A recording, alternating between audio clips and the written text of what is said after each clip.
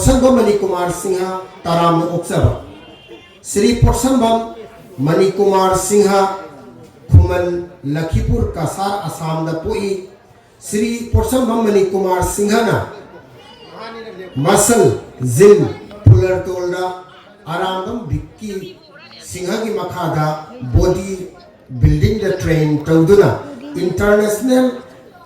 natural body building association सिंबा national body building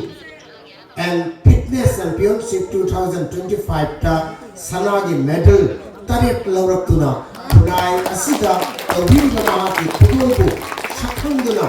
बारात museum and library Bontarapur Cachar Assam Manipuri cultural forum Assam अमसुंग department of Manipuri Assam university सिलचरना बारात कल्चरल फेस्टिवल 2026 की थोरमदा ताराम ओक्तुना इकाई खुंदबा उच्चरी doctor S Rajmani Singh founder बारात museum and library and SOD Manipuri AUS NG Madhuchandra Singh